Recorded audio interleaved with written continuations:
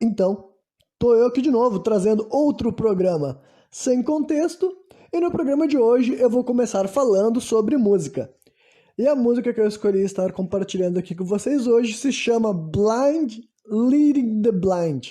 Blind Leading the Blind quer dizer o cego guiando o cego, né? Ou o cego guiando os cegos. Talvez eu utilize no plural para efetuar a leitura da letra, né? A tradução da letra, melhor dizendo. Então, essa música é cantada por uma banda chamada Axenstar. Ela saiu de um álbum que foi lançado em 2003, o Far From Heaven, né? Então é um álbum que está fechando 20 anos neste ano, então já está ficando velho já, né? Como quase tudo que eu gosto, né? E Axenstar é uma banda de power metal, não é uma banda popular, é o que a gente pode definir como banda underground, né? Não sei se eles ainda fazem shows e tudo mais, só que sempre foi uma banda underground, não é uma banda com grandes visualizações. Essa música eu conheço desde 2009, eu acredito, e eu curto ela bastante, sabe? Dentro desse guarda-chuva do power metal, que eu gosto de bastante coisas, eu definiria essa música aqui como, sei lá, uma das minhas 10 favoritas, sabe? E entre as minhas 20 favoritas, entre todos os gêneros diferentes de músicas, eu posso colocar assim, talvez, né? É a música que eu mais gosto dessa banda, né? Então, acho que eu nunca tinha falado de nenhuma música deles. Pra quem curte power metal, eu recomendo. Pra quem não gosta, bom, quiser conhecer algo novo, conheça, né? Tem um pouco mais de 4 minutos de duração. É bem típica do power metal, sabe? O estilo, assim, de instrumental, o vocal também. Eu gosto de todas essas etapas da música, né? Eu gosto de tudo, assim. Pra mim, essa música ajudou a definir o meu padrão do que eu gosto num power metal, né? Digamos assim. E a letra dela também eu acho muito bacana, e ela, como ela tem uma vibe, no mínimo, existencialista, reflexiva, também me ajuda a desembocar nos assuntos que eu vou abordar no restante desse programa sem contexto, que será, sim, uma continuação daquilo que eu falei no programa sem contexto anterior, né? Uma questão que tem a ver assim, com política, manipulação, a formação da sociedade, e também assuntos que eu defini assim como possivelmente conspiratórios, mas buscando sempre provocar reflexão sobre as possíveis mentes por trás dos projetos históricos, né? Os projetos que nos são vendidos como históricos de uma maneira ou que outra. Então essa música vocês vão ver rapidamente que ela tem tudo a ver com isso, né? E sim, daí é uma reflexão. Será que esse tipo de letra me ajudou a buscar ter esse posicionamento que eu tenho na minha vida? Ou será que eu já tinha esse posicionamento na minha vida e encontrar esse tipo de letra me fazia mais facilmente me sentir vinculado a ela, né? As duas opções podem ser verdade ao mesmo tempo também. Mas vamos lá. A primeira estrofe da música, após a introdução dela, que é bem bacana, ela diz o seguinte: em palavras vazias, a verdade é dita. Peso numa teia de mentiras, o silêncio é quebrado. Acreditando em tudo, acreditando em tudo de uma forma, digamos assim, believe in all, just take it for granted. Acreditando em tudo, assumindo que seja verdade, digamos assim, né? Uh, no interior da sua mente estão as sementes que eles plantaram, né? Então eu vou efetuar uma segunda letra só para vocês verem que de uma maneira bem literal já dá para correlacionar aquilo que eu falei agora há pouco, tá ligado? Em palavras vazias, a verdade é dita, pego numa uma teia de mentiras, o silêncio é quebrado. Acreditando em tudo apenas por assumir que seja verdade, no interior da sua mente estão as sementes que eles plantaram, né? Então depois ele canta uma parte que eu acho que dá para definir assim como o pré-refrão da música, né? Que ele diz o seguinte: você vive a sua vida, mas você não consegue ver, não consegue ouvir, não consegue acreditar. Como é que eu posso lhe explicar estes pensamentos e o que você teria a ganhar, né? Muito bom essa frase, eu diria. Mas vamos lá. Tentando ser livre, você é forçado a viver uma vida em miséria. Agora me diga, quem nós devemos culpar, né? Esse deu o pré-refrão que talvez eu leia uma segunda vez, né? E o refrão da música, ele canta a seguinte letra, né? É o cego guiando os cegos, torcendo as nossas mentes, nós não seremos aqueles que foram deixados para trás.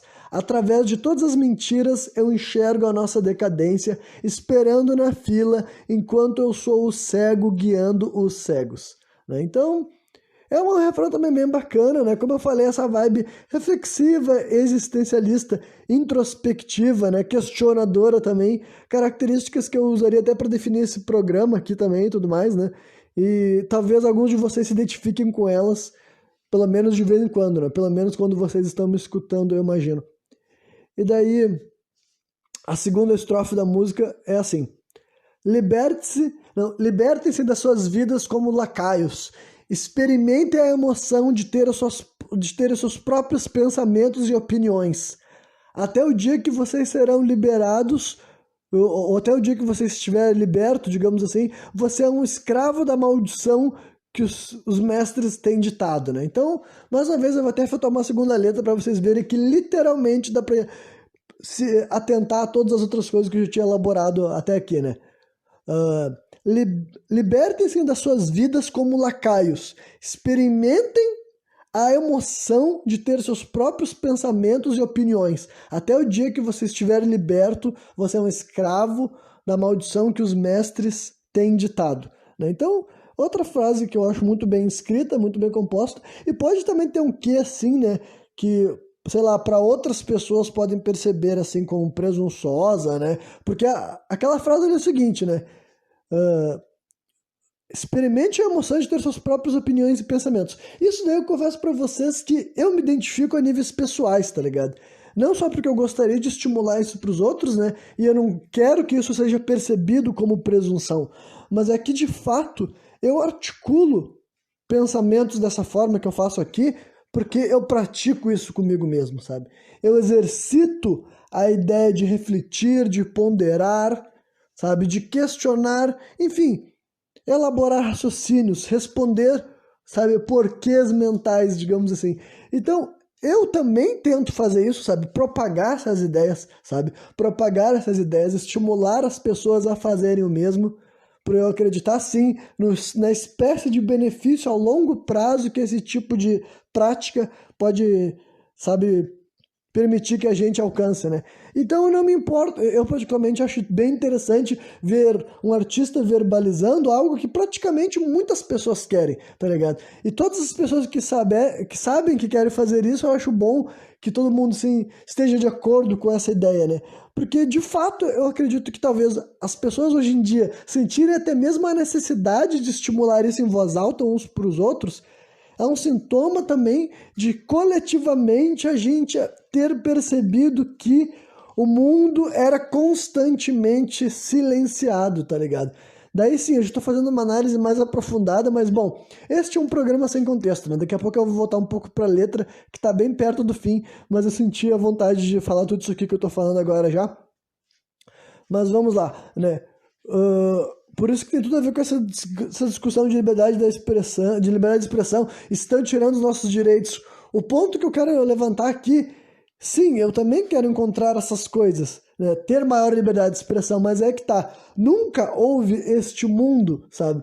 Estudando a história, observando, vendo como é que a estrutura operava na prática, sabe? É percebido que o mundo não estimulava o livre pensamento. A sociedade, os impérios, sabe? Não era, sabe? Em vários níveis diferentes de estrutura. Aí eu vou fazer até realmente uma generalização e dizer assim, cara, que praticamente todos os espaços conhecidos tinha todos os espaços assim, para ser bem específico, sabe? Não só as grandes civilizações modernas, mas cidades mais antigas e também até grupos tribais, assim, por exemplo, sabe? Realmente, assim, a norma da humanidade foi: não pensa muito, não questiona muito. Tu nasce inserido num contexto, num espaço, tu tem que estar adequado às normas, à tradição, tá ligado? A quem veio antes de ti, entendeu? E o meu discurso não é também de total repulsa à sabedoria dos antepassados, entendeu? Eu quero realmente mostrar não, mas eu quero dizer que eu gostaria de viver numa sociedade que, ao mesmo tempo que elas respeitam o conhecimento e valorizam a sabedoria que veio dos antepassados, da nossa espécie como um todo, essa sociedade também estimula, né, o livre pensamento também estimula as pessoas não sentirem que elas terem nascido num espaço e num contexto, já diz o que ela tem que pensar e viver, e a ideia de que tu pode ter uma liberdade para racionalizar e buscar compreender o mundo baseado em outras fontes de experiência, não só aquela que tu necessariamente está inserido ali, sabe? Porque a humanidade é assim no final dos contos, sabe? Eu uso essa expressão antepassados porque eu tô querendo também reforçar ideias que talvez parece que tem perdido força ao longo do tempo, sabe? A ideia de que a raça humana tem esse título por ser uma única raça, né? E não estou de maneira alguma, eu tô querendo dizer que as pessoas vivem num mundo tipo que trata as pessoas de maneira igual. Eu sei que não trata, sabe? Eu sei que não trata e eu não tô botando os carros na frente dos bois. Mas sim, enquanto eu ainda estiver lutando para diminuir a desigualdade em todos os níveis, sabe? Racial, econômica, cultural, étnica, de gênero, etc, etc, etc. Ainda assim, enquanto eu quero buscar diminuir a desigualdade, eu também quero buscar livre pensamento, sabe? Então, eu acredito que as pessoas podem ser reflexivas e ainda assim encontrarem razões para se unir em pautas, em causas ditas como sociais, sabe?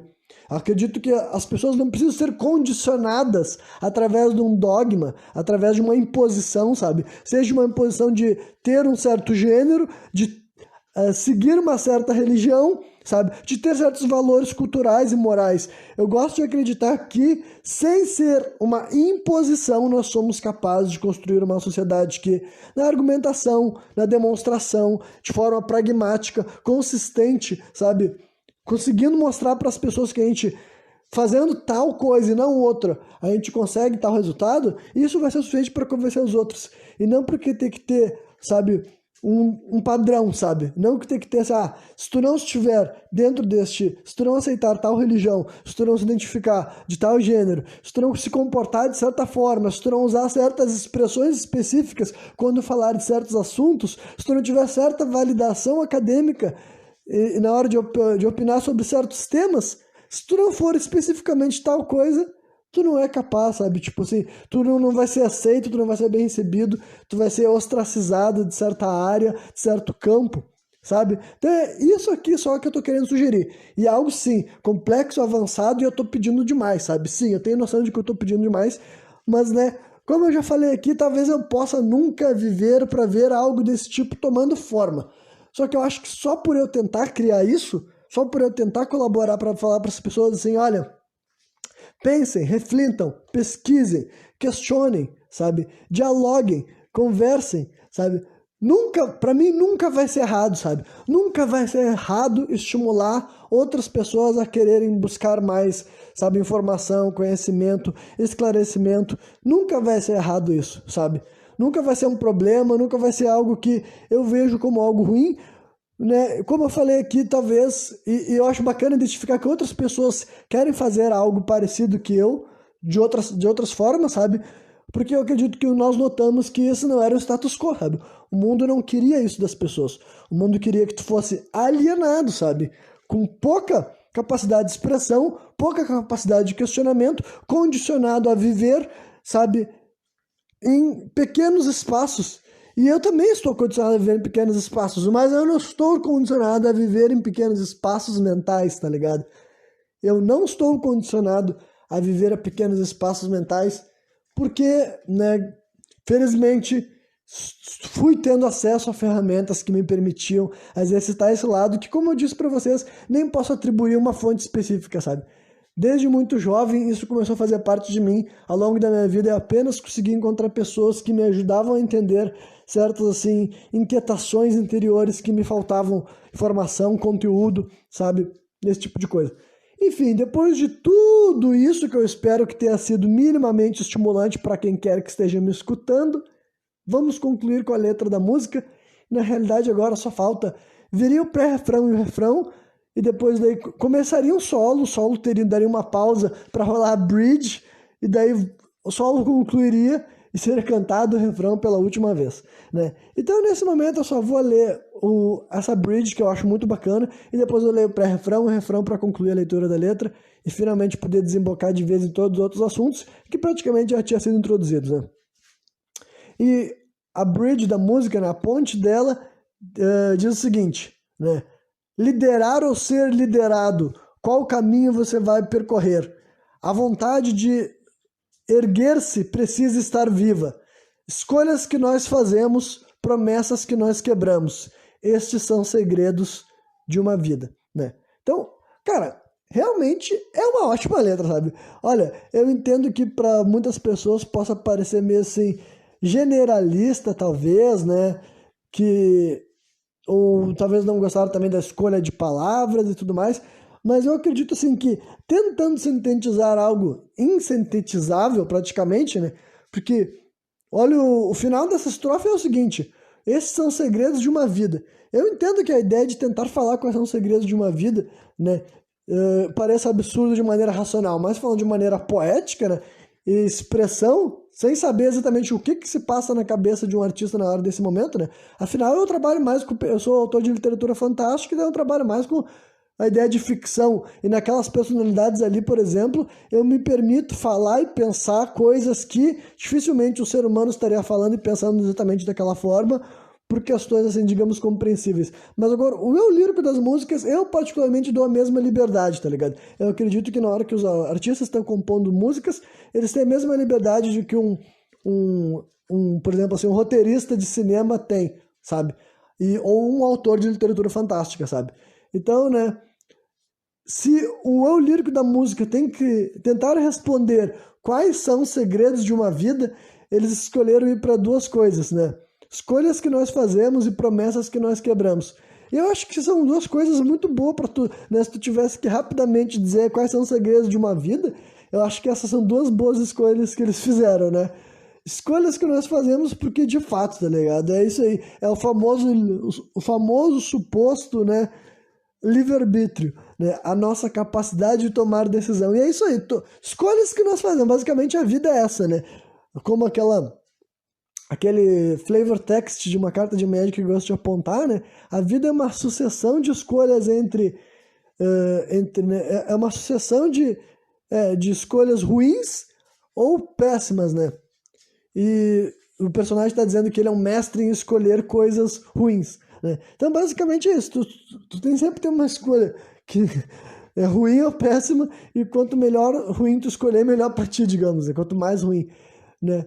Enfim, aí eu acho isso daí uma boa forma de sintetizar a nossa experiência aqui na Terra, e promessas que nós quebramos é algo um pouco mais específico, mas de certa forma também do ponto de vista poético faz sentido, sabe?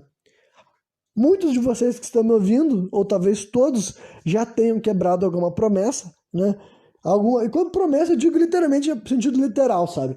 Tu falar, eu prometo algo, ou alguém pedir que tu prometa, basicamente, né? E provavelmente também as pessoas já quebraram promessa pra ti também. Alguém falou que ia fazer ou falar algo e não rolou, né? Então, de fato, eu acho que são duas coisas boas, né, pra sintetizar isso. Enfim, essa era a bridge da música.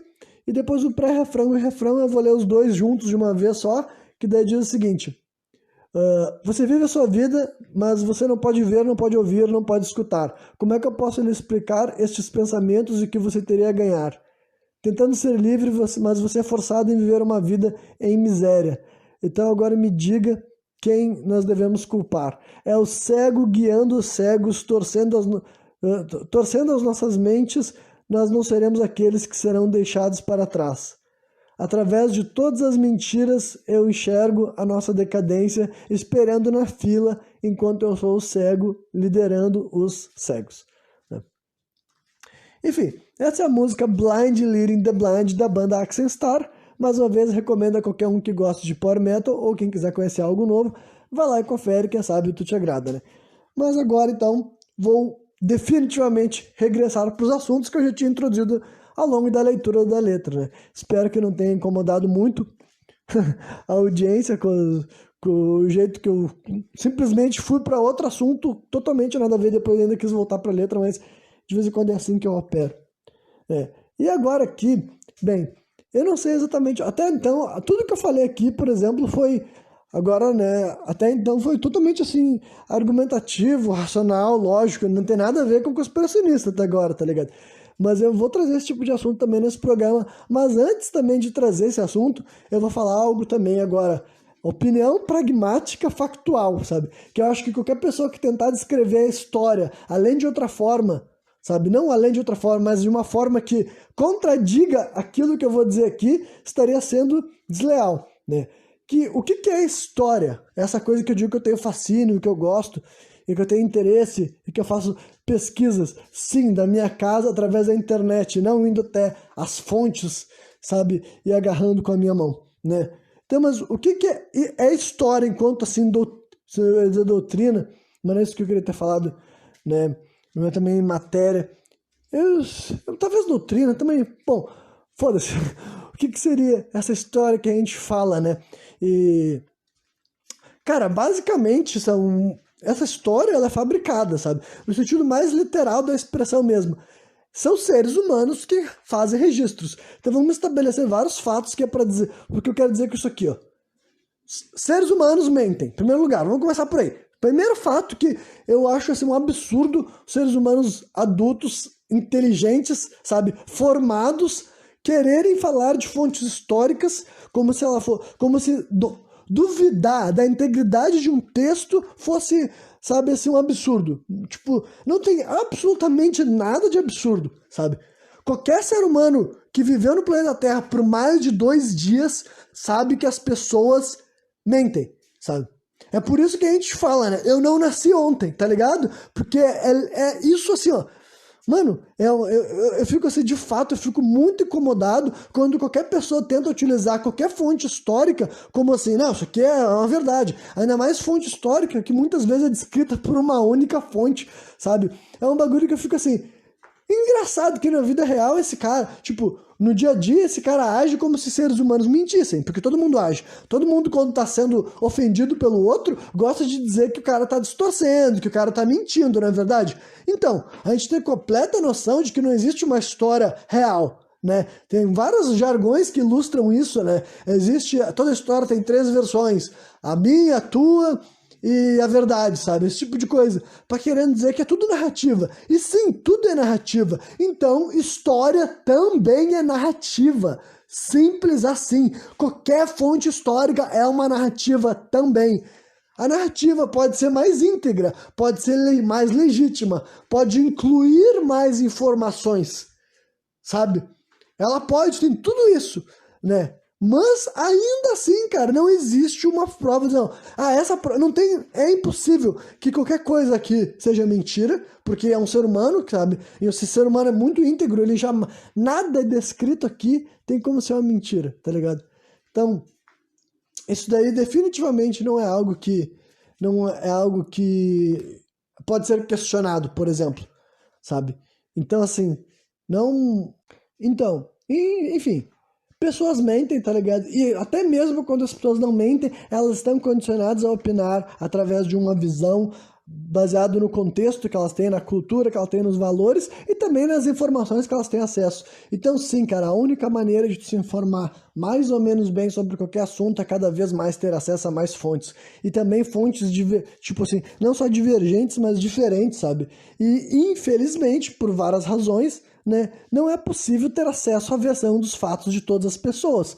Tem vários e vários povos que a gente só ouve falar, sabe, através de terceiros, entendeu? Tem vários e vários povos que a gente não tem pessoas, né? Tem aquela expressão assim, fonte primária, as pessoas que viram algo, que conheceram algo. Cara, mas não é a própria pessoa falando, tá ligado? Não é a própria pessoa falando, entendeu? E não é nem, como eu falei, nem que se fosse a pessoa falando ia ser a verdade. Mas ela teria acesso a outras informações, tá ligado? Simples assim. Então, né, falar sobre história, né, sempre envolve, sim, um pouco, assim, de... como posso dizer assim? Pode ter embasamento, entendeu? Pode ter fontes, mas tu ainda assim tá comprando uma narrativa, tá ligado? Tu ainda assim está comprando uma narrativa.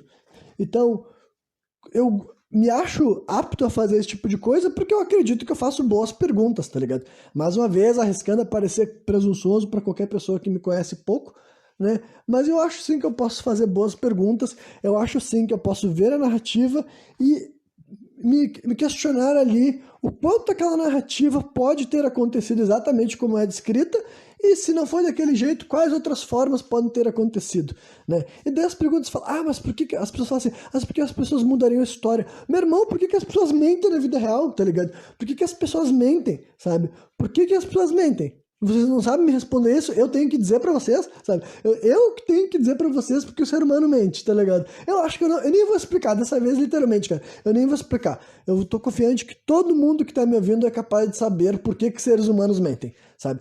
Então, assim, questionar fontes históricas, dizer assim, olha o que está escrito aqui nesse livro, mas será mesmo que o que está escrito nesse livro aconteceu exatamente da maneira que está escrita, sabe? Ou é possível que a pessoa mude, transforme, analise de outra forma, sabendo que é desleal, sabendo que é desonesta, mas sabendo que quem é que terá acesso a informações que de fato contradigam o que ele está falando, sabe?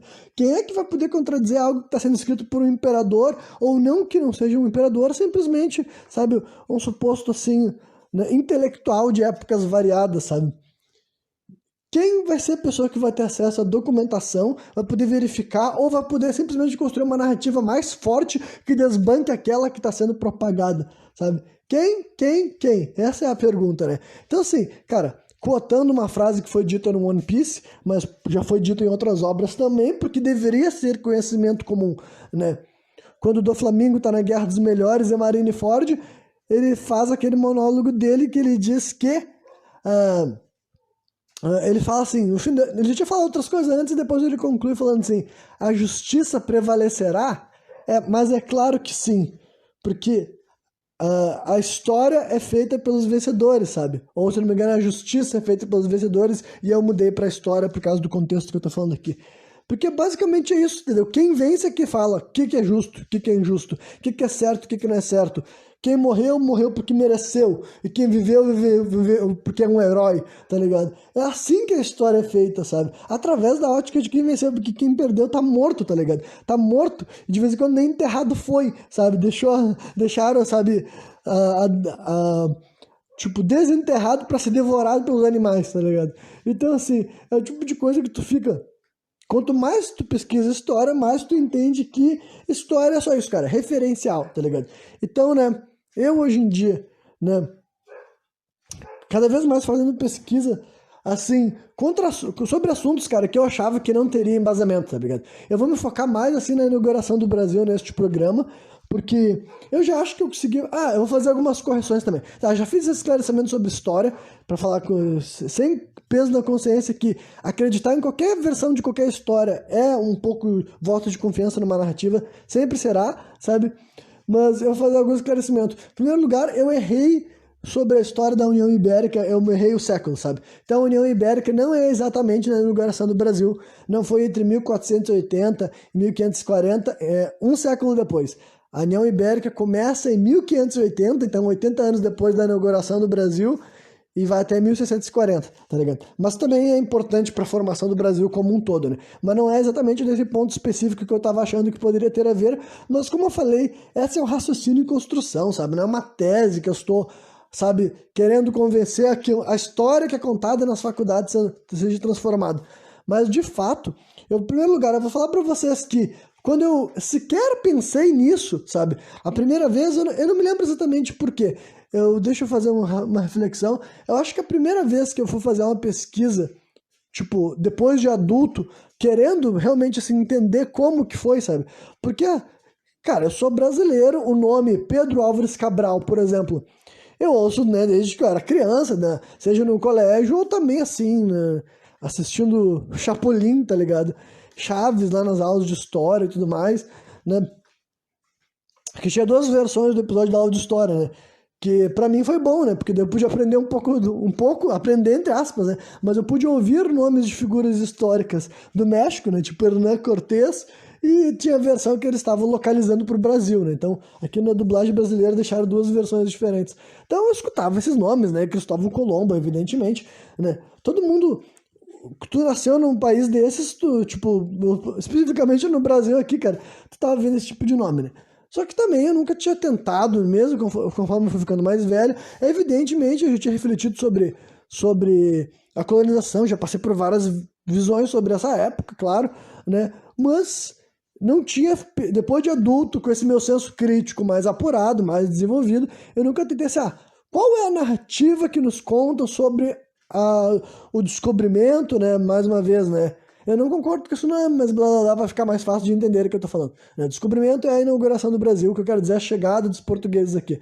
Qual é a narrativa ainda que é vendida? Né? E daí eu acabei chegando vi a informação de que até hoje em dia é aquela história de que eu me lembrava mesmo no colégio que tinha me falado que não era a mesma intenção, tá ligado? Era assim, era uma expedição pra Índia, chegava aqui no Brasil por um acaso e depois disso, né, rolou isso aí. Daí eu fiquei assim, achei estranho, entendeu? Aí eu comecei a buscar assim, mas espera aí, será que tem, se eu buscar informações sobre isso, as pessoas já questionaram sobre isso? E daí, quanto mais fontes eu encontro que existe sim razões para tu sequer pensar na possibilidade, entendeu? Eu de fato achava que não ia ter nada, pessoal. Eu juro que não ia ter nada. Ia ser simplesmente algo que eu teria que acreditar através a sabedoria anterior que eu gosto de falar, da minha intuição. Mas não, evidentemente tem, sabe? O surpreendentemente tem. Eu já trouxe algumas reflexões sobre isso e nesse programa também eu vou citar o nome de um cara que eu encontrei lendo outra das cartas do suposto descobrimento do Brasil, tá ligado? Eu li duas cartas que, além do Pero Vaz de Caminha, que é o Pero, acho que é Pero Vaz de Caminha o nome dele, né? Que é a maior carta que tem, né? A mais famosa também. Tem outras duas, que uma era de um cara que é a carta do Capitão Anônimo, se eu não me engano, né? Eu sempre me esqueço o nome da carta mesmo. E a outra que é de um sujeito também, que agora não vou me lembrar o nome do cara, mas eu li as duas cartas assim, né? São de duas fontes também diferentes, só que daí, pelo que eu, tipo, as duas cartas trazem algumas coisas interessantes, né? As duas cartas trazem algumas coisas interessantes. Uma delas, essa do cantor, do Capitão Anônimo, uma das coisas que eu vou abordar, que é a mais louca de todas, é que ele fala daí, depois já que ele tinha saído do Brasil, e né, porque daí eles estavam seguindo a viagem para a Índia, ele comenta que eles viram um cometa durante 7 noites seguidas.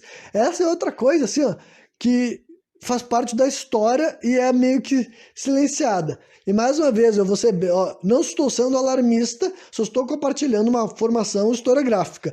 Existem fontes históricas que falam esse tipo de coisa, que para nós é impossível, sabe? Para nós é impossível. A gente nunca foi observado um fenômeno assim, pelo menos eu não saberia dizer nenhum exemplo. Nos últimos, 100 anos, tem um registro de uma cidade, né? Ou algo desse tipo que digam assim, nossa, a gente ficou enxergando um cometa iluminando assim durante uma semana direto. Porque, cara, esse tipo de relato tem, tá ligado? Tem esse tipo de coisa na história. As pessoas sempre tentam explicar, dizendo que as pessoas não sabiam o que estavam vendo. Eu não sou o tipo que subestima a inteligência dessa gente, sabe? Porque, assim, um monte de gente tenta falar como se essas pessoas fossem imbecis, sabe? Ou assim, não, mas aqueles não tinham informação. Meu irmão, vê o que esses caras faziam na prática. Na prática, tá ligado? Vê o que eles faziam na prática. Vê as histórias dessas navegação. É tipo assim, pra vocês entenderem o que eu tô falando, sabe?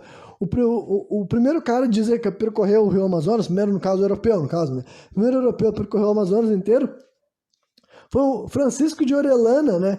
E ele daria pra falar um monte de coisa sobre essa história, mas eu só quero dizer que depois que ele percorreu o Amazonas inteiro num barquinho, eles chegaram lá na base do Amazonas, né? Na foz, eu acho que é a expressão certa, base. Bom, vocês sabem que é... Bom, foda-se, né? Então, chegaram na foz, eu acho que é isso, não sei se seria foz ou nascente, algo isso, mas chegaram ao fim, né? Eles tiveram que fazer um novo navio lá, fizeram no meio da selva, tá ligado? Claro que tinha uma cidade lá, mas quão avançada poderia ser uma cidade, sabe, lá em uma cidade da época do início do colonialismo, sabe, no século XVI já, né, 1530, sei lá, por aí, né? Quão avançada poderia ser? Fizeram um navio lá, e daí eles, de uma região que eles não tinham, tipo, nunca tinham estado antes, conseguiram voltar pra Espanha, tá ligado? Pra Espanha, enfim, isso é só um exemplo que eu tô dando, sabe? E essa gente, então, eles não tinham acesso a nada dessa porcaria que a gente tem acesso hoje em dia.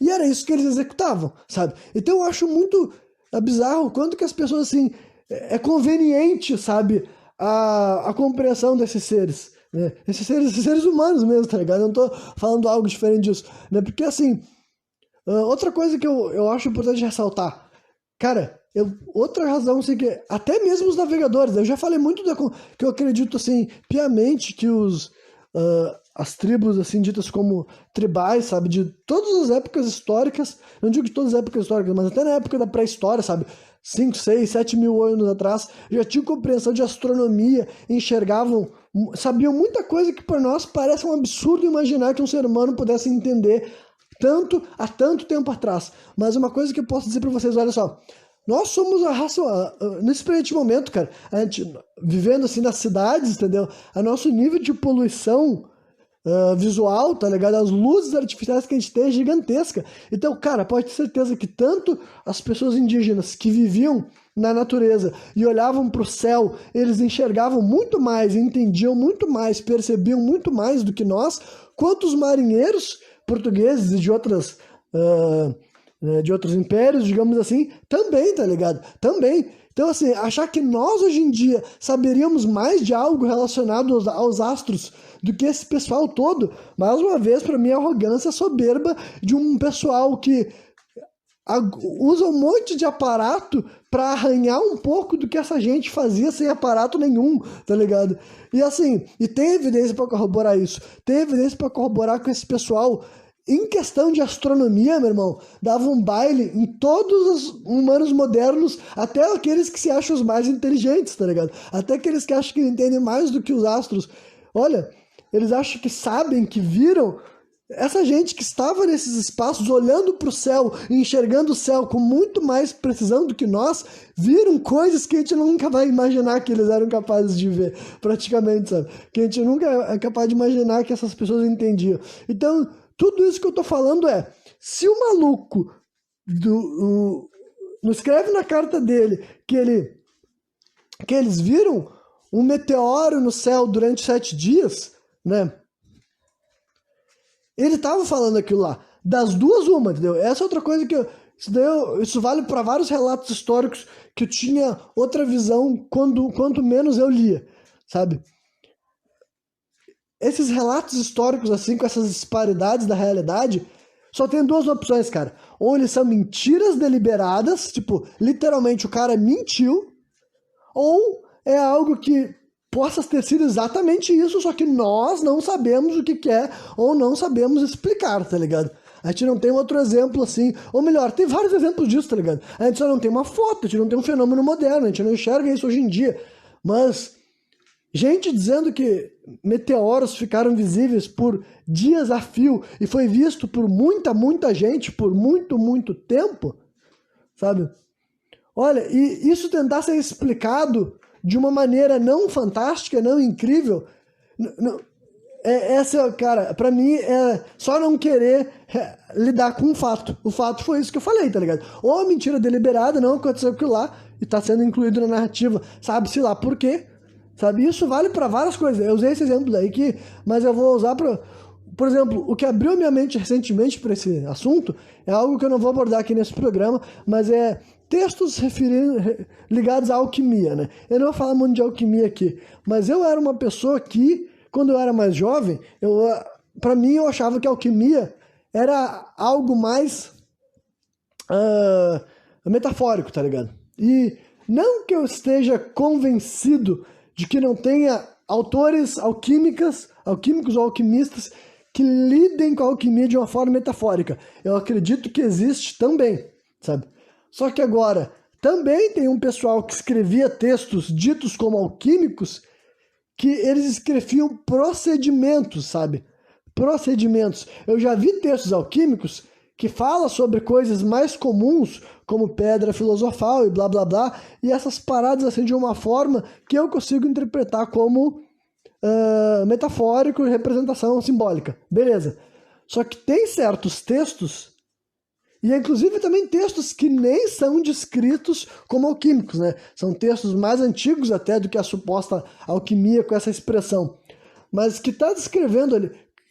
O sujeito está descrevendo a criação, a formação de matéria de vida, sabe? Ele tá falando de como tu pode criar algo. E eu digo isso pra vocês. Do jeito que tá escrito ali, não tem como ser interpretado de nenhuma outra forma, tá ligado? Não tem brecha pra tu acreditar que aquilo ali tá sendo escrito como metafórico. Porque o sujeito descreve o tempo que demora, sabe, pra rolar. E as condições que tu tem que estar. E o quanto tu tem que alimentar pra ver aquilo crescer. Sabe? Não tem brecha para ser metafórico. Só tem duas opções. Ou aquilo ali, o sujeito está descrevendo algo que foi feito, praticado, ou é simplesmente uma mentira. Sim, uma mentira bem construída, claro, com várias etapas, mas ainda assim, como eu falei aqui, simplesmente uma mentira. Só que não tem essa possibilidade de ser uma má interpretação. Tipo, não tem, tá ligado? Não tem. E tem muitas fontes, assim, da história que são assim, tá ligado? São assim. As raças fantásticas, sabe? Que o Marco Polo descrevia nas regiões da Ásia e da Índia, que as pessoas ficam falando, era xenofobia. Mano, não tem como xenofobia dizer que o cara encontrou uma raça de ser humano, metade de uma raça de seres, metade cachorro e metade humano. Sabe? E várias outras coisas, sabe? Várias dessas coisas assim que quando tu lê o relato, meu irmão, não tem essa possibilidade de ter sido assim, o Marco Polo viu umas pessoas estranhas e daí ele descreveu como se ele estivesse vendo algo, sabe, que ele não sabia muito bem que ele estava vendo. Não tem como. Ou esse cara deliberadamente criava mentiras de raças de seres humanoides e ele não teria sido o primeiro, tá ligado?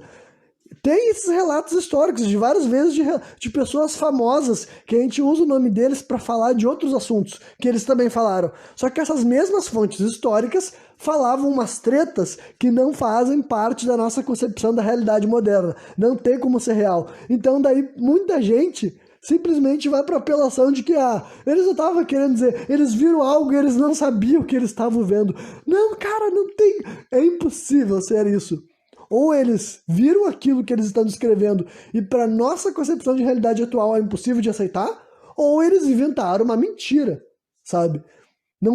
Então, como eu falei, tem textos que tem brecha para tu interpretar como simbologia, tem, mas tem outros que não tem como, cara. Tem outros que se tu quiser dizer que, não foi isso que ele quis dizer, é tu querer se fechar para a realidade do que está sendo dito de fato, porque de vez em quando é algo assim, praticamente surreal, sabe? Surreal. Eu digo pra vocês, cara, em livros tu lê coisas muito mais absurdas do que as coisas que tu escuta por aí, sabe? E eu sei que pode parecer assim, não faz sentido, né? Tipo, considerando o jeito que o mundo é, tá ligado? E como as pessoas gostam de chamar atenção, sabe? Fica parecendo que tudo de mais absurdo que já foi pensado na história da humanidade também já foi dito. Mas, considerando... Aí eu tô falando as coisas mais absurdas mesmo, sabe? Todas as teorias da conspiração, todas as coisas doidas que tu escuta por aí, sabe? As convicções que as pessoas têm. Ainda assim, cara, constantemente eu leio coisas que são muito mais assustadoras, sabe? São coisas assim que me deixam muito mais desconcertados do que eu costumo ouvir por aí. Então, assim, é surpreendente, cara, a quantidade, assim, de informação que tem escrita que ainda não foi verbalizada na internet, tá ligado? E se foi verbalizada, não chegou até mim. Porque eu leio certas coisas que eu fico, meu irmão, né? Meu irmão, que absurdo isso, que absurdo isso. Mas então, né? Toda essa minha grande volta, bom, é um programa sem contexto, né?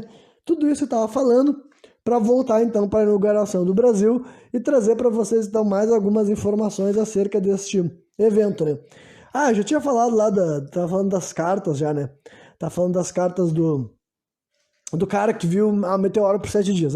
Voltei para onde eu tava. Viu o meteoro por 7 dias. Só que daí a outra carta também que sobrou ainda dessas supostas viagens de descobrimento tinha a ver com um cara que ele era astrônomo também, e ele descrevia as coisas que ele utilizava e tudo mais, as ferramentas, as coisas que ele estava utilizando, porque nessa viagem, ainda isso era bem, tipo, as primeiras viagens ainda, sabe? Bem ali ano 1500 e 1501, supostas primeiras viagens, pelo menos as primeiras viagens oficiais. Na verdade, acho que essas três são da mesma viagem de 1500. Tá certo. Então vou me corrigir. Essas três são da mesma viagem de 1500, a própria viagem do suposto descobrimento, sabe? Essas três cartas, né? E um dos caras que foi, né? Eu não tô aqui com o nome do sujeito agora, porque o que importa, na verdade, é um sujeito que é mencionado na carta que ele escreveu aqui, ó. É o Pero Vaz Bisagudo. E, sim, exatamente, ó. Pero Vaz Bisagudo, esse sobrenome é muito horrível, né? Eu achei horrível, pelo menos, Bisagudo. Foi um navegador português do século XV, né? Isso daqui tá, informação também do Wikipedia, só para vocês verem que não tô falando uma coisa muito assim surreal que não foi informada. Cadê o que ele falou aqui? André Bianco, não é? Carta de Mestre João, essa aqui. Carta de Mestre João, esse aqui foi o cara que escreveu a terceira carta que ainda existe do descobrimento, mas cadê a informação referente a esse cara que era importante? Aqui, ó. A parte mais importante do Pero Vaz Bisagudo é essa informação aqui, ó. Que vocês podem ver que tá até no Wikipedia, então é um questionamento que eu vi que muita gente já teve. Então, é o seguinte, ó. Todavia, o seu nome aparece ligado ao descobrimento do Brasil, mas apenas devido ao seu interesse pela cartografia. Eu vou dizer, interesse pela cartografia é um eufemismo, sabe? Ele é referido na carta do Mestre João como detentor de um mapa que indicava, o texto original é: o sítio desta terra, empero aquele mapa mundi não certifica esta terra ser habitada, ou no, ex mapa mundi antigo e ali alará vossa alteza, escrita também a lamina, né? Que basicamente o que está querendo dizer é o seguinte, cara, esse lugar o lugar dessa terra que aparece no mapa mundi, que não certifica, um mapa mundi que não certifica se essa terra é habitada ou não. Esse mapa mundi é antigo e ali a Vossa Alteza encontra também lá, escrita também lamina. Aí eu não sei exatamente o que lamina quer dizer. O que reforça a tese dos que sustentam o anterior conhecimento do Brasil. Mas tipo assim, cara, como você reforça a tese? Tá literalmente falando que os caras tinham um mapa mundi mostrando o Brasil, tá ligado? Não. Como você reforça, tá ligado? Presume-se ser um mapa, presume-se ser um mapa, uma reprodução de um André Bianco, que é um mapa de 1448, né?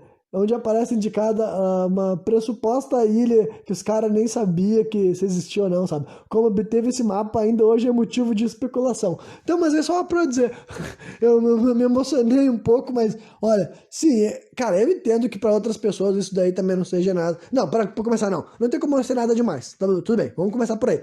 Não tem, se tu nunca tinha ouvido falar disso que eu falei, não haja como se fosse pouca bosta, tá ligado? Não vem me dizer que isso é pouca coisa, não vem me dizer que, sabe, é conspiracionismo barato que veio sem fundamento. Não me venha com esse papo aí, não. Cara, existe mais de uma fonte historiográfica oficial para a gente refletir sobre a possibilidade real de o suposto descobrimento do Brasil não ser o descobrimento do Brasil, cara. Que esses caras tinham noção exata de onde que eles estavam vindo e que está sendo nos vendido uma história torta de que foi por acaso, sabe? E por que estão querendo fazer que é por acaso, sabe? Por que simplesmente não contam que eles queriam chegar aqui logo e que eles tinham informação, sabe? A única pergunta que tu levanta é o que mais que foi distorcido? O que mais a gente pode confiar? Porque aí eu tô fazendo mais saltos lógicos, vou voltar um pouco, sabe? Vou voltar porque eu tava falando antes. Simplesmente contemple essa possibilidade, então. Olha, o cara falando ali, cara, mapa mundi, entendeu? O rei sabia, tá ligado? Tá tudo. Cara, não é coisa qualquer. Então vamos continuar. Então, Pero Vaz Bisagudo, na carta do Mestre João. Tem mais alguns nomes que eu separei, né? O último deles acho que vai ser o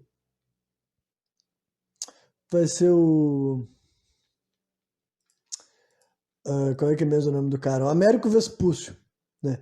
Mas vamos falar também do tal de Gonçalo Coelho, tá ligado? Esse Gonçalo Coelho também nasceu em 1451 ou 54, navegador explorador português, comandou as duas primeiras expedições exploratórias das terras descobertas que cabiam ao reino de Portugal pelo Tratado de Tordesilhas. Lembrando, um tratado que foi assinado supostamente antes deles sequer terem certeza de que existiam as Américas, tá ligado?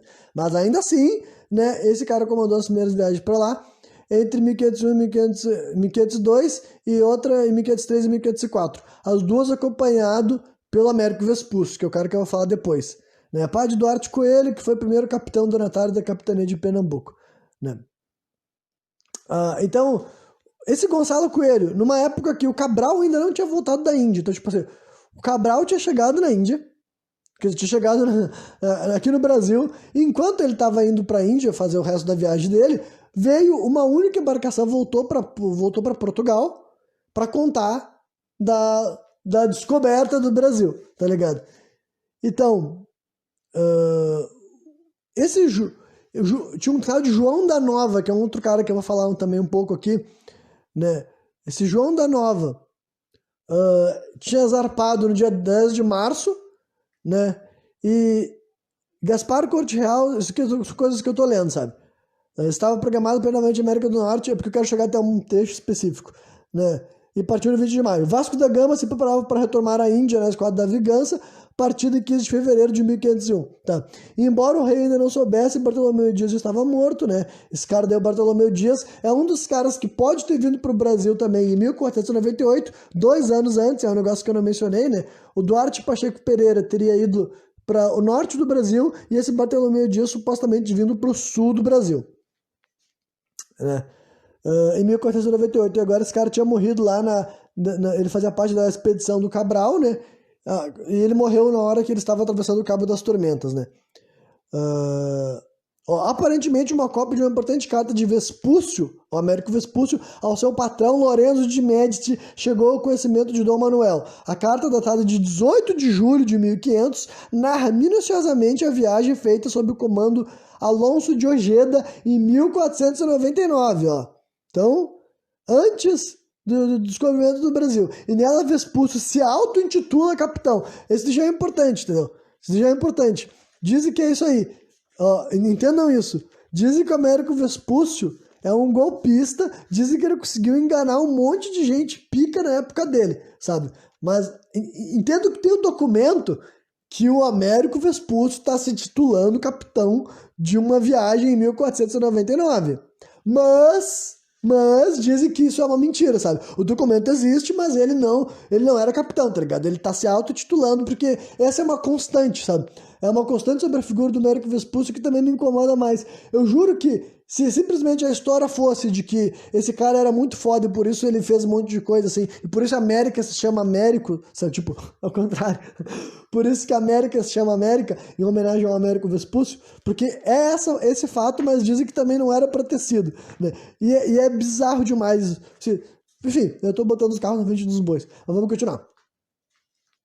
Tá, Lorenzo de Médici.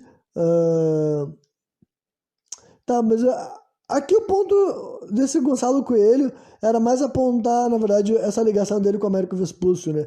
Mas esse cara daí também, o outro cara que tinha, esse João da Nova também, que é um cara que tem pouca informação, mas o segundo líder de frota a pisar no Brasil, né?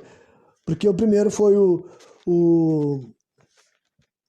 Pedro Álvares Cabral, né, que também teria algumas coisas para falar sobre o próprio Pedro Álvares Cabral, eu diria, mas são mais curiosidades do que informações assim sobre o que rolou, né, nesse suposto assim, descobrimento. Mas então vamos lá. Esse João da Nova, o importante é que ele foi o segundo cara a vir pro Brasil, só que também dizem que a viagem dele foi insignificante, é por isso que esse nome é pouco famoso, sabe? Por exemplo, eu não sabia que ele existia até semanas atrás, e eu acho que vocês também nunca sequer tinham ouvido falar, sabe? E esse João da Nova, dizem que a viagem dele pro Brasil foi muito insignificante, inclusive falaram que deve ter sido tipo uma escala para eles pegarem os suprimentos e que falaram que pouco tempo depois, alguns anos depois, pararam de usar o Brasil como escala porque viram que não era eficiente. Aí, tipo assim, peraí. Escala pra ir pra Índia, no caso. Peraí. Quanto tempo demora pra tu perceber que fazer escala... Peraí. Só me diz uma coisa. Por que, para fazer escala em direção à Índia, tu iria para o Brasil? Por que tu não faria escala em qualquer uma das cidades africanas que tinha, sabe, que tinha sido dominada ou tomada por Portugal, sabe? Ou tinha no mínimo acordo e bons negócios com Portugal, tá ligado? Tá indo pra Índia. Pra Índia. Por que tu vai fazer escala no Brasil, sabe? E quanto tempo demoraria para tu descobrir que isso não era importante? Então, essa é a única coisa interessante desse João da Nova que eu tenho para dizer para vocês. Porque não tem quase nada para falar sobre o que esse cara veio aqui no Brasil, veio fazer aqui no Brasil, e justamente por isso, sabe? Mas dentro da minha narrativa, não tem brecha para vir gente no Brasil sem uma boa razão, tá ligado? Dentro do que eu tô querendo sugerir aqui esse daí seria mais uma evidência disso, tá ligado? Essa história de que o Brasil sequer foi utilizada como escala. Escala pra quê? Que sentido que faz ir até o Brasil, sabe? Fazer escala, sabe? Fazer escala pra porra que for, né? Mas então, né? Sobre João da Nova era isso. Vamos introduzir então mais sobre o Américo Vespúcio. E deixando bem claro também que eu não sou especialista em toda essa história a respeito do Américo Vespúcio e tudo mais, tá ligado? Eu, né, sou entusiasta, cada vez mais estou me informando mais sobre essas questões todas, mas é uma figura cheia de informação a respeito. Mas eu vou dizer para vocês assim, ó, que ele também nasceu na metade do século XV e ele... É que eu quero chegar na informação mais importante também e dizer que dizem que ela é falsa. Mas assim, em resumo e conclusão, cara, ele foi o cara que entrou para a história como descobridor das Américas. Inclusive, é por isso que chama de América até hoje em dia, basicamente, né? E de fato, só que aí que tá. Essa era a percepção até da época, só que a percepção lá na época, para mim, parece mais transcendental ainda, sabe? E tem uma explicação para isso, entendeu? Esse cara escreveu 3, assim, livros/artigos, entendeu? De 4 viagens ao Brasil. Só que hoje, oficialmente, na verdade não sei se é ao Brasil ou às Américas como um todo, né? Mas hoje, oficialmente, dizem que 2 dessas 4 são mentirosas. Inclusive uma de 1497, tá ligado? 1497, anterior ainda. Então essa é outra coisa desse cara. Eu tô falando pra vocês assim, eu entendo que na história oficial essa viagem é mentira. Tudo bem, tudo bem. Então eu vou dar o benefício da dúvida dela ser mentira. Mas vocês também conseguem entender como é um bagulho assim, cara, não precisava existir essa informação, tá ligado? E podem ter certeza que isso que eu tô falando é verdade, sabe? Não é, eu não tô inventando isso aqui, é a realidade. A história de por que a América se chama América é assim, tá ligado? Fizeram uma conferência, se eu não me engano, em 1507 para batizar mesmo, porque foi assim, ó, ponto porque tem essa dúvida de senso comum, né? Colombo foi o primeiro cara a chegar à América, na verdade ele chegou, nem chegou na parte continental, esse é o ponto, né? Por que não se chama Colômbia, tá ligado? Colombina, por que virou América? Porque naquela época as pessoas atribuíam a descoberta do Novo Mundo, inclusive quem chamou de Novo Mundo foi o Américo Vespúcio, literalmente, ele que, depois que ele voltou de uma das viagens dele para as Américas, ele falou que era o Novo Mundo e tem toda uma explicação até de por que ele desenvolveu a teoria de que era um continente, que essa era a questão, tá ligado? Tinha gente ainda que falavam que, isso daqui, na historiografia oficial, falavam que assim que o Colombo chegou nas Américas, tinha gente que achava que aquilo ali ou eram pequenas ilhas ou era uma extensão da Ásia, sabe? Mais uma vez, dentro da minha cosmologia, isso não faz o menor sentido, sabe? Na minha cosmologia, não, agora eu confundi as expressões. Eu quero dizer assim, na minha leitura dos fatos históricos, sabe? Isso não faz o menor sentido porque eu estou supondo que os portugueses já tinham informações quentes, sabe? De algo que eles descobriram, talvez documentos, talvez mapas islâmicos, muçulmanos, sabe? Que mostravam a existência dessa dita América, né? Então eles sabiam que ia ter um novo continente, então eles sabiam o que eles iam encontrar, então eles não tinham por que achar que eles estavam pisando em pequenas ilhas ou porque eles estavam pisando numa parte da Ásia. Mas dizem que era isso, entendeu? Dizem que as pessoas achavam que era uma parte da Ásia e foi o Américo Vespúcio, o cara que popularizou no imaginário europeu, o europeu da elite, tá ligado? Esse também é o ponto. O Américo Vespúcio é essa figura praticamente ambígua. A história, se tu ler artigos sobre ele, constantemente a história te dá fatos de que ele era respeitadíssimo, mas ao mesmo tempo quer dizer que ele não merecia aquele respeito, tá ligado? No sentido assim, de que ele era um golpista, ele é um charlatão, tá ligado? Ele é o cara que conseguiu manipular, enganar, ludibriar toda a elite intelectual e política europeia da época. E não era pouca coisa, sabe? Não era pouca gente. Era um monte de figura famosa, sabe? Esse cara que ele trabalhava, Lorenzo de Médici, tá ligado?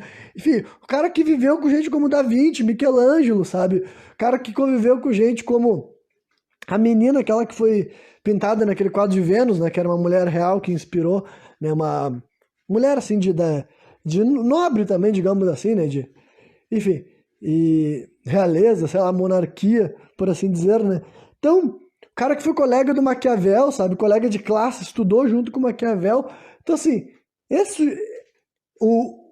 não é como se o Américo Vespúcio tivesse sido apagado da história, de maneira alguma. Só que agora, se a história real fosse que, de fato, ele era uma figura super importante e é por causa dessa importância dele que o continente América se chama América, sabe? Dele ter sido, de fato, um dos primeiros caras a chegar aqui.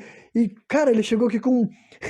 Nessa expedição, eles vieram com um calendário litúrgico, porque o objetivo era batizar as regiões já do Brasil, várias regiões no caso, né? Não ia batizar todas, né? Mas foi, não sei se foi necessariamente o Américo Vespúcio, mas junto na mesma viagem, essa de 1500, 1501 também, é porque assim, eu não sei se ele estava na viagem do descobrimento, tá ligado? Eu acho que ele não estava, justamente porque supostamente ele já teria vindo antes. Daí então ele não. Então ele estava no descobrimento, digamos assim. Só que daí ele veio na primeira. Dizem que essa do Cabral foi por acidente. Então a primeira viagem de propósito ao Brasil teria sido em 1501, sabe? 1501 teria sido a primeira viagem. Vamos ao Brasil ver o que tem lá. Só que ele não. Pra mim, já é evidente que não era ver o que tem lá. Eles foram com o calendário litúrgico e foi batizado várias regiões do Brasil, com nomes de santos, sabe? Como a Baía de Todos os Santos, foi passando por outras cidades que eu não me lembro a ordem exata, mas o que eu me lembro também é que foi ele que batizou o Rio de Janeiro, porque, né, eles estavam no Rio de Janeiro no dia 1º de janeiro de 1502. Então, ele que batizou o Rio de Janeiro, sabe? Ele que batizou a Angra dos Reis, por causa que eles estavam na região da Angra dos Reis no dia de Reis, né? Se não me engano é 6 de janeiro. Enfim, então assim, ó, olha todas as coisas que dizem ter sido responsabilidade deles, tá ligado? Então, é uma história meio estranha, porque ao mesmo tempo que não escondem a importância que esse sujeito teve para isso, né? Eu quero ler a declaração do cara, que diz que teve um dia... Daí, ainda o Brasil, quer dizer, a América não tinha um nome oficial ainda, sabe? Chamavam muito ainda de Novo Mundo, né? Só que eu quero ver a carta que escreveram, cara. A carta que escreveram para... A primeira expedição oficial que o Américo Vespúcio, tipo, oficial não, mas aqui não dizem que é mentira, que o Américo Vespúcio participou para as Américas, foi de um tal de Alonso de Ojeda, né? Que daí foi um navegador espanhol, né? Em 1499 ele navegou para o Novo Mundo, digamos assim, maio de 99, e esse Américo Vespúcio estava com ele, né? Mas assim, tá, Américo Vespúcio nasceu em Florença, claro, né? Mas não se esqueça disso, ele era um italiano, né? Fazendo assim um anacronismo, né? Não existia título italiano na época, mas ele era de Florença, né? Cadê aqui? Não. Acho que tinha o nome do cara que eu queria ter falado. Não, João da Nova. Tá bom, mas enfim. Falsificações, o nome da América. Aqui, ó, aqui. Olha, foi em 1507, cara. 1507 é a primeira vez que na história oficial a América foi chamada de América.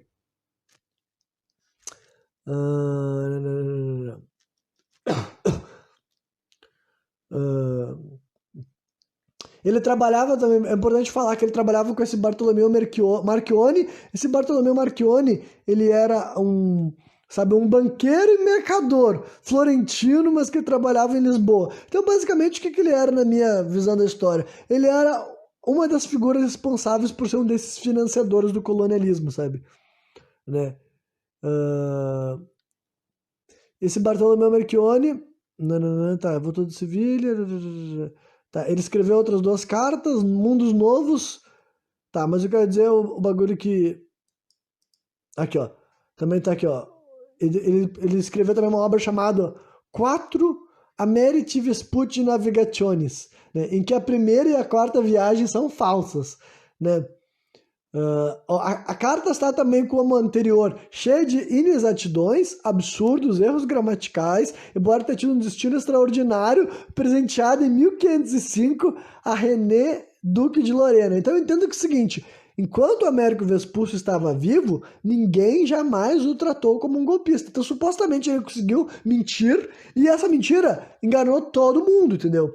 Então, se for verdade, também é uma história fantástica, só que não é um pouco assim engraçado o quanto que esse sujeito conseguiu enganar o mundo inteiro, tá ligado? O mundo inteiro tava abrindo as pernas pra esse cara como se ele tivesse sido muito mais do que de fato ele foi, sabe? Ó, o Duque de Lorena, o qual fez dela, esse Duque de Lorena deu essa carta de presente a um grupo de sábios. É literalmente essa palavra que está na Wikipédia. Sábios, conhecido como ginásio vosgiano, em Saint-Dié, aldeia daquelas montanhas dos Vosges, entre os quais se encontravam Martin Waldseemüller, que foi um humanista e cartógrafo alemão, né? Que foi o primeiro cara a dar o nome de América América, por causa do Américo Vespúcio. Então, tipo assim, entendo que esse cara não era um imbecil, tá ligado? Eu não sei exatamente quem foi Martin Waldseemüller. Não sei exatamente se ele era um ser humano inteligente ou burro. Mas parece que ele era brilhante dentro do contexto que ele tava, né? Que era um contexto né, um alemão, que, como eu falei, isso daí é um nome meio que assim, né? Injusto, né? Na época ele não era um alemão, mas, né? Enfim, esse cara daí, ele ia publicar a nova versão da cosmografia de Ptolomeu. Então, né, se esse cara se sentia capaz de escrever a nova versão da cosmografia do Ptolomeu, de fato ele não se considerava um imbecil, né? Ele escreveu uma introdução que intitulou Cosmografia Introduction, na qual inseriu as navegações de Vespúcio, traduzidos para o latim, né? E a tradução do que o Waldseemüller escreveu é o seguinte: na atualidade, as partes da Terra, Europa, Ásia e África já foram completamente exploradas. Completamente exploradas é um exagero, eu acho, né? Ou quem sabe ele sabe de coisas que eu não sei, né? E outra parte foi descoberta por Américo Vespúcio, como se pode ver nos mapas adjuntos. E como a Europa e a Ásia receberam nomes de mulher, é interessante que ele não age como se ele tivesse batizado a África, sabe? Como se era um nome acima do batismo, talvez? Porque ele fala exatamente isso. A Europa e a Ásia receberam nomes de mulher. Não vejo razão pelo qual não possamos chamar essa parte Amerige, isto é, a terra de Américo ou América, em honra do sábio que a descobriu. Então, eu fiquei um pouco quieto para deixar vocês digerirem isso, sabe? Não sou eu que tô falando, entendeu? O sujeito lá, que eu, como eu falei, não deveria ser um imbecil, tava descrevendo o Américo Vespúcio como o descobridor da América em honra do sábio que a descobriu, cara. Isso eu falei, em 1507, o Américo Vespúcio era vivo. As pessoas encontravam ele na rua, tá ligado? Então, não existe fontes históricas daquela época tratando ele como algo menos. E sabe até quando que isso durou? Ó, eu vou até ler o final aqui dessa parte porque é interessante mesmo, né? Tá, foi assim a primeira vez que no mapa ele chamou de América. Ó. A primeira viagem que teria realizado Vespúcio em 1497 jamais existiu. E Colombo descobriu efetivamente o continente sul-americano em sua terceira viagem em 1498. Em outra edição da Cosmografia, de 1413, Waldseemüller concedia maior crédito a Colombo. Mas, apesar de tudo, o cartógrafo Mercator, em seu primeiro mapa mundi, o chamado Orbis Imago, de 1538, deu também o nome de batismo de América ao continente setentrional, ou América do Norte. A fraude só se percebeu em 1879. E também, então entendam isso. Vamos por parte. Até 1879, isso não era ensinado como fraude, entendeu? Até 1879 era conhecimento comum que o nome da América era em homenagem ao Américo Vespucci, porque ele era, sabe, o bruxão mesmo nessa porra, sabe? Até 1879. E não que tenha mudado o nome, é evidente, a gente ainda chama de América. Ainda é por causa do Américo Vespucci. Só que dizem, tipo, não é porque ele era um fodão, ele manipulou todo mundo, enganou todo mundo, mas a gente não vai mudar o nome porque agora ninguém liga mais. Essa é literalmente a história por trás do nome do nosso continente. Por isso que eu falei, e vou repetir aqui, é patético as pessoas hoje em dia querer ter o direito de se chamar de americano, sabe? Dizer assim que os norte-americanos roubaram o nome América. Foda-se o nome América, meu irmão. É uma homenagem ao italiano, que tu não sabe porra nenhuma. E tu quer em vez de te chamar de brasileiro, que também é um nome, sabe, insignificante de um ponto de vista, assim, o poder que a palavra tem de fato, sabe? Brasileiro é o nome de quem trabalha com o pau-brasil, então também é um nome bosta nesse ponto de vista etimológico, sabe? Mas agora, americano, tão pouco, sabe? Americano tá prestando homenagem a um cara que, até na versão da historiografia oficial, ele é só um bosta que falsificou documentos e enganou o mundo inteiro. Mas mesmo que ele não fosse isso, que ele fosse um grande picão da elite aristocrática mundial e por isso estava recebendo várias oportunidades únicas para ele, ainda assim ele deveria ser um bosta, porque eu tô falando de um sujeito que estava controlando o mundo inteiro, sabe? O mundo inteiro tava na palma da mão dele, digamos assim. O ponto é, na história oficial nem é isso que nos falam, nem nos falam que o Américo Vespucci era o bruxão mesmo, dizem que ele era só um ricaço burguês, sim, mas mentiroso e golpista e enganou o mundo inteiro. E toda a elite intelectual da época e séculos a fim foram enganados por esse homem e só em 1889 foi percebido e em 1926 que foi demonstrado com estudo e evidência, sabe? Então, faz menos de 100 anos que o mundo sabe que Américo Vespucci não foi nada tão importante assim, mas ainda assim é tarde demais para mudar o nome desse continente. Então, olha, só pelas coisas relacionadas ao Américo Vespucci inteiro, cara, eu também acho que tem muita coisa para simplesmente especular essa possibilidade que eu tô falando, né? Que daí, vamos por partes, cara. A pessoa não é assim.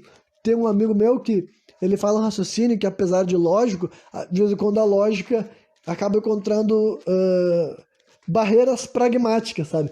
Que diz que, assim, quando a pessoa começa a comprar uma teoria da conspiração, ela compra todas. E eu entendo a lógica e eu acredito sim que tem pessoas que são exatamente isso. Elas aceitam uma primeira teoria da conspiração e depois elas vão aceitando etapas a etapas. Mas eu, infelizmente, para essa lógica, sou o contrário disso, né? Em primeiro lugar, eu vou começar pelo óbvio aqui. Esse aqui não vai ser um programa sobre Terra plana, mas eu vou reiterar, não se preocupem, até o dia de hoje, eu tenho certeza de que a Terra não é plana, sabe? Sim, eu tenho certeza do formato do planeta Terra. Eu sei exatamente o que essas palavras querem dizer. Eu tenho certeza do formato do planeta Terra, ele não é plano. Tenho certeza. Certeza absoluta. Sim, é esférico, sim. E se algum momento eu sentir necessidade de reelaborar o porquê de eu ter certeza disso, eu posso compartilhar de novo, mas não vai ser nem esse programa porque eu acho que eu não preciso. Então, já começa por aí, sabe? Não é porque eu acredito que a história é manipulada que eu acho que a Terra é plana. Então vamos parar de achar que lógica explica tudo. Lógica não explica tudo, tá ligado? Então, e eu não estou, sabe, não estou nem aberto a mudar de opinião, não porque eu tenho a cabeça fechada, porque eu já tenho evidência suficiente para saber o formato do planeta Terra. Tem evidência suficiente, tem tudo que eu preciso para saber o formato do planeta eu tenho. Mas agora, eu não tenho tudo que eu preciso para saber como que rolou o suposto descobrimento do Brasil, tá ligado? Inclusive, baseando naquilo que eu tenho de evidência, que são as poucas fontes históricas que ainda são preservadas, e sim, eu só posso ter acesso através da internet, e eu só posso ter acesso através de traduções feitas por outros seres humanos, sabe? Mas agora, até tendo acesso a essas coisas, eu acho que é super razoável perguntar isso para vocês. Será que a história é manipulada, fabricada, distorcida, preservada, ocultada, constantemente revisionada para esculpir a narrativa? E quando eu digo constantemente, vamos por etapas então. Nem precisa ser o mesmo poder que está preservado até hoje em dia, embora eu não descarte essa possibilidade, tá ligado? Eu não acho que seja impossível que seja o mesmo poder que mandava no mundo há 500 anos, mandar hoje em dia também. Eu não acho que seja impossível. Mas agora eu tô falando literalmente do descobrimento do Brasil. Do descobrimento do Brasil. Essa pergunta. Será que as pessoas que supostamente descobriram o Brasil descobriram por acaso, porque até a culpa desse projeto, sabe? A culpa desse projeto ainda fica escapando das mãos. Eu já tenho uma convicção, sabe? Eu tenho uma convicção que o projeto do colonialismo vem da Igreja Católica, sabe? Aí é baseado nessas evidências que eu tenho, tá ligado? Quais evidências? Ah, mas quem fez o colonialismo principalmente não foi portugueses, ingleses, espanhóis. Não foi, por exemplo, alemães e italianos. Quando eu tô falando de Igreja Católica, aí mais uma vez, tô falando anacronismos, entendeu? Quando eu não falo alemães, não tô falando dos alemães modernos. Quando eu falo italianos, tô falando dos italianos modernos, sabe? Tô falando um anacronismo, mas para tentar simplificar o que eu tô querendo dizer, sabe?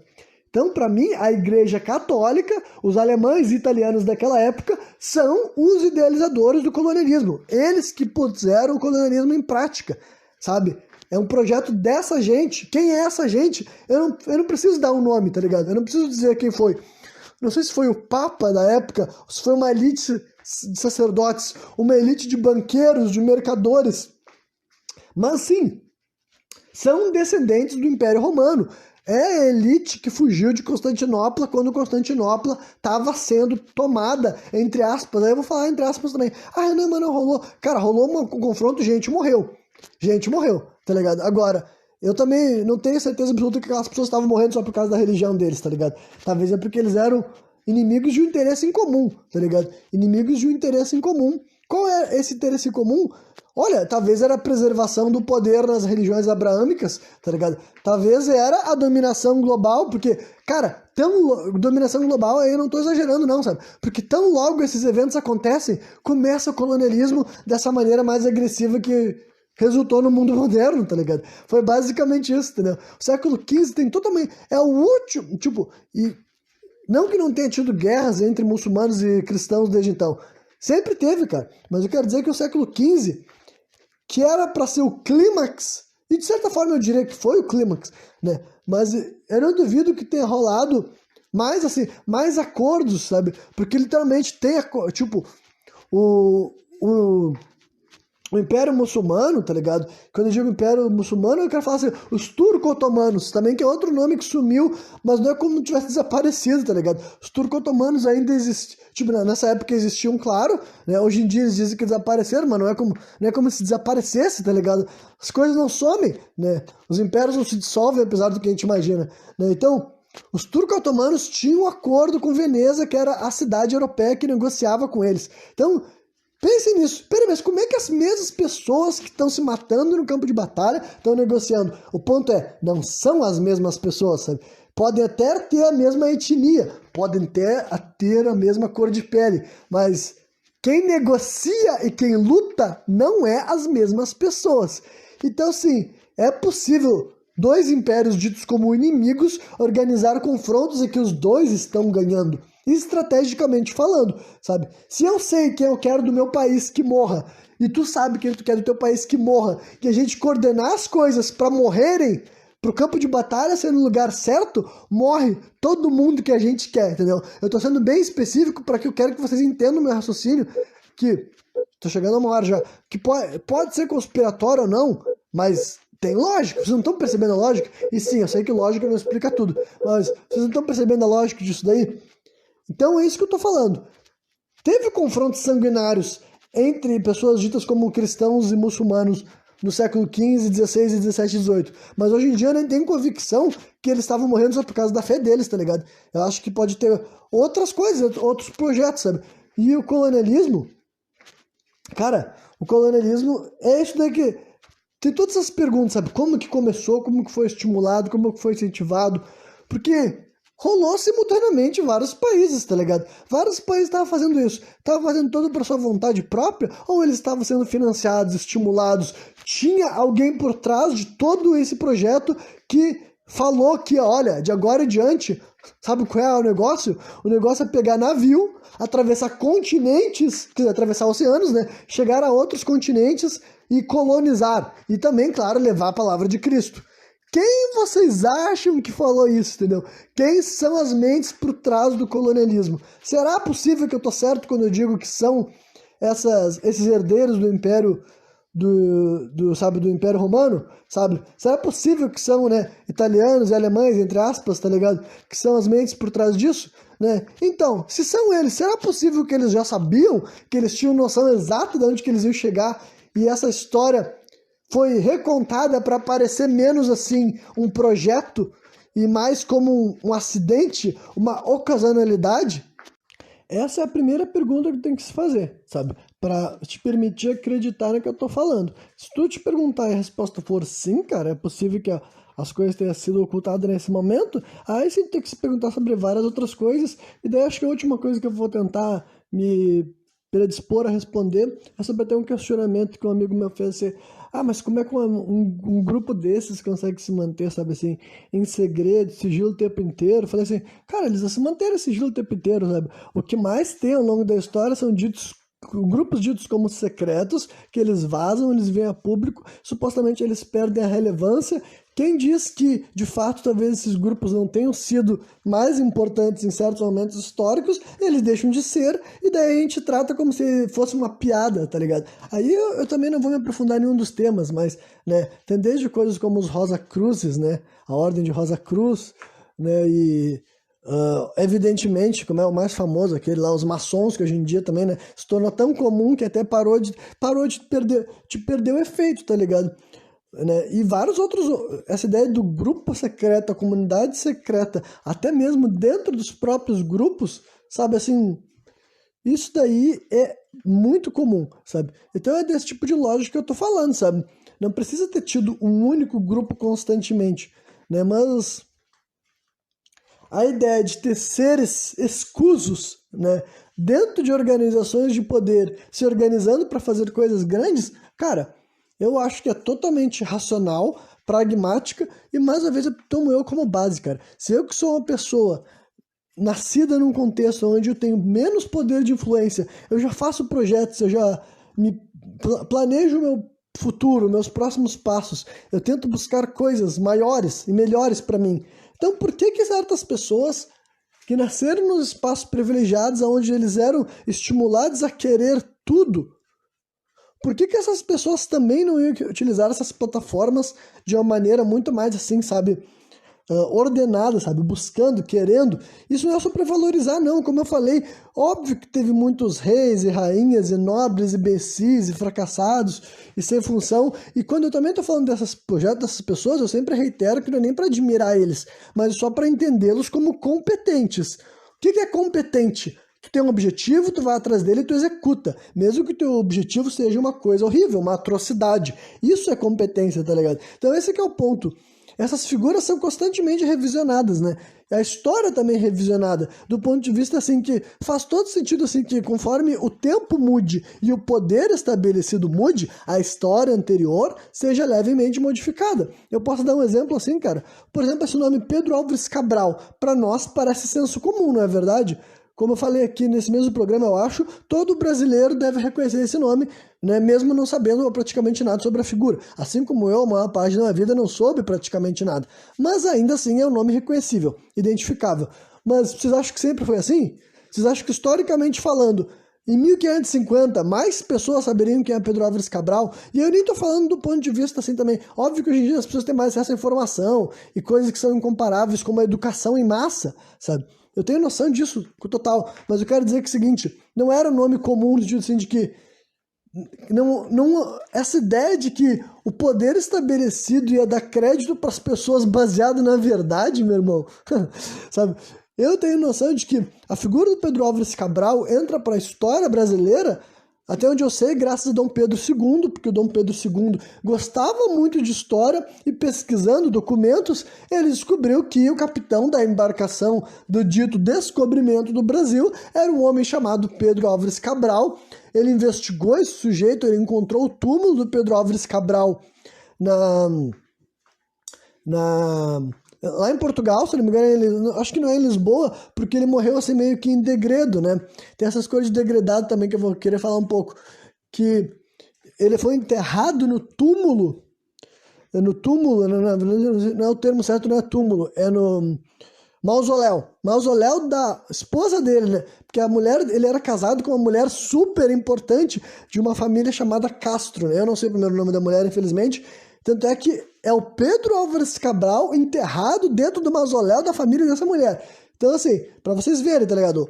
O homem, e não só qualquer homem, o homem que supostamente, capitão da embarcação que descobriu o Brasil, foi enterrado dentro do mausoléu da esposa dele. Pra ver como o poder dessa família, tá ligado?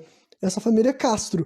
E daí, o Pedro Álvares Cabral foi enterrado lá, e o Dom Pedro II que descobriu várias coisas a respeito dele que a gente sabe, que hoje em dia poderiam ser senso comum, mas sequer são, tá ligado? Sequer são. Que, por exemplo, ele era um homem altíssimo, sabe? Ele tinha 1,90 m, numa época que dizem que a altura média de Portugal era 1,60 m e pouquinhos, sabe? 1,62 m, 1,63 m. Então, um homem de 1,90 m, ele era considerado um gigante, né? Isso também na fontes históricas atestam que ele era assim mesmo, né? Ele era um militar, sabe? Ele não era um navegador, Pedro Álvares Cabral não sabia navegar, mas para ser um capitão tu não precisa ser um navegador, né? Dizem que ele era um homem assim, até por essa questão física, sabe, imponente. Dizia que ele era bonito também, que era uma questão de família, sabe. O pai dele tinha o apelido de O Gigante da Beira, sabe.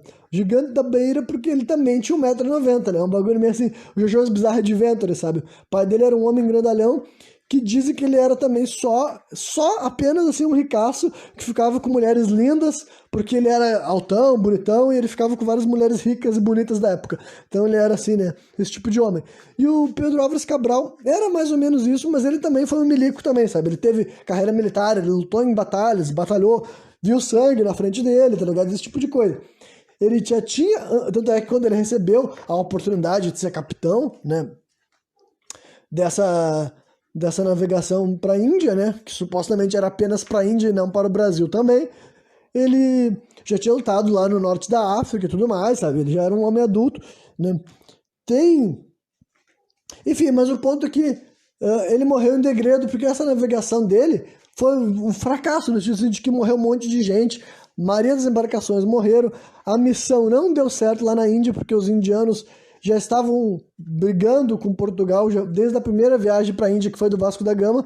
Então, assim, basicamente não foi um bom negócio, né? E dizem que o rei de Portugal, daí, além de não ter ficado satisfeito, na hora dele montar a Esquadra da Vingança, que era para ir batalhar contra os indianos, tipo agora já chegar especificamente buscando guerra, o Pedro Álvares Cabral ia ser nomeado vice-capitão abaixo do Vasco da Gama, sabe? Que foi o primeiro cara a ir pra Índia.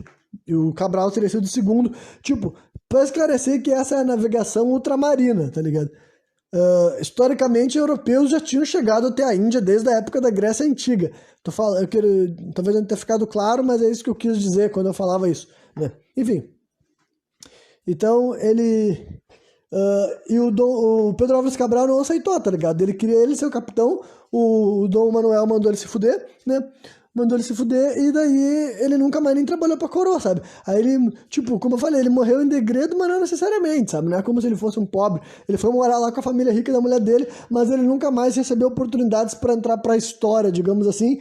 E tanto é que quando ele morreu, ninguém fez questão de honrar o nome dele, porque, tipo, foda-se esse cara, tá ligado? Literalmente, foda-se esse cara, né? Então, entendo isso, cara. Até o sujeito que de fato foi o capitão da navegação pro Brasil, se não tem alguém dentro da história querendo contar a história dele, ele sumiu.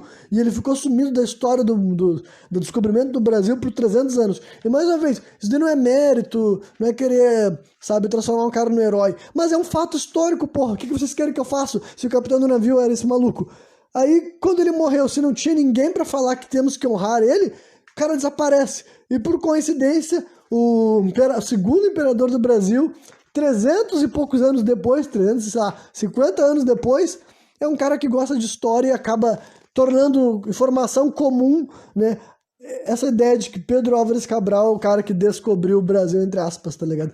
Então, assim, é desse tipo de coisa que eu falo, sabe? Isso daí também é histórica normal, sabe? Não teve uma grande conspiração, mas uma informação só que desapareceu durante séculos. Então, né, assim como a história de que o Américo Vespúcio era o sábio que descobriu as Américas, durou até 1926, cara. Então, Vejam como a gente tem muita prova da história sendo modificada.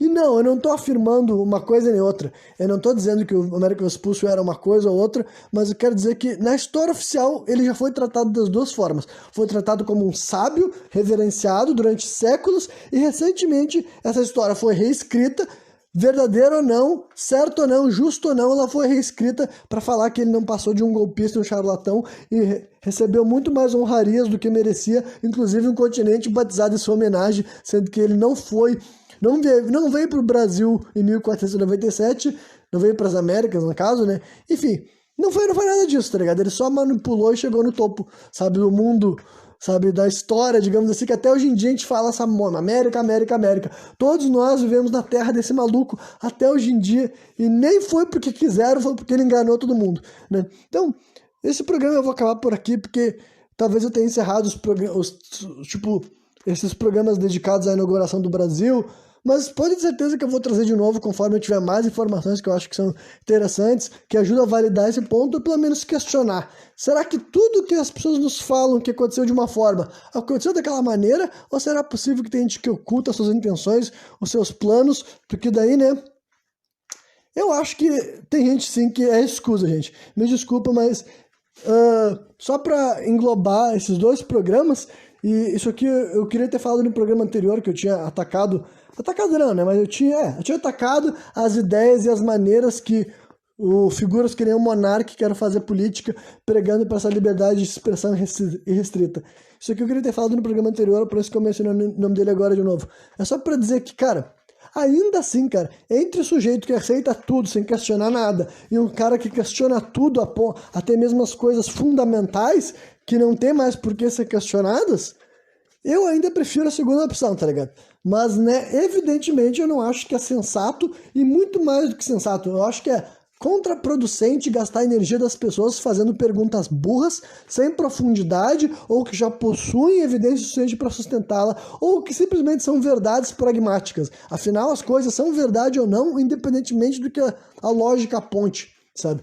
Então, se tu já tiver acesso a essas informações que te permitem compreender certas ideias, é perda de tempo sim ficar estimulando, questionar coisas fundamentais que não têm a possibilidade de ser de outra forma, tá ligado? É tipo ficar questionando se será que tem sangue dentro do teu corpo? Será que eu tenho que fazer uma experiência, um teste? Eu tenho que fazer algo para descobrir se existe sangue dentro do meu corpo? Não, tu não precisa, meu irmão. Pode ficar tranquilo, confia em mim quando eu te digo isso, eu estou coberto de certeza e não tem chance alguma de eu estar errado quando eu estou falando que tem sangue dentro do teu corpo. Então eu usei isso só como um exemplo, sabe? Só como um exemplo. Tem coisas fundamentais que ficar questionando é burrice, é perda de tempo. Mas, né, entre um cara que questiona tudo, até mesmo essas coisas fundamentais, e um cara que não questiona absolutamente nada, que absolutamente qualquer formação para ele é verdade, e ele acha que questionar é errado, eu acho que é muito melhor ser um maníaco conspiratório que questiona tudo, mas eu gosto sim de... Eu acredito, na realidade, que eu consigo questionar sem ser esse maníaco. Eu consigo ter lealdade intelectual, eu consigo dizer assim, lealdade não, honestidade intelectual, eu consigo dizer quando, isso aqui tem esse ponto que faz a favor, esse que é contra, ou essa lógica faz sentido ter esse ponto, ou a partir desse momento eu acredito numa convicção pessoal, espiritual, cosmológica, enfim. Eu acho que tem como...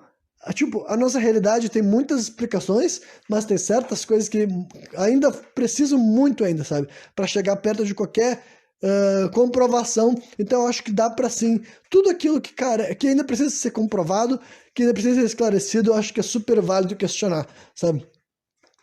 Então, né, é isso que eu tento expor aqui quando eu trago esse tipo de programa. Externalizar raciocínios, dúvidas, inquietações legítimas, cara, que eu acho que são reais, no sentido assim, de que pode não ser verdade, mas pelo menos através daquilo que a gente tem como observar, não é absurdo levantar certas perguntas que eu expus aqui pra vocês, né? Mas então é isso, que eu me vi até o final, eu espero que tenha curtido, e que o dia eu tô de volta novamente, trazendo mais um programa sem contexto!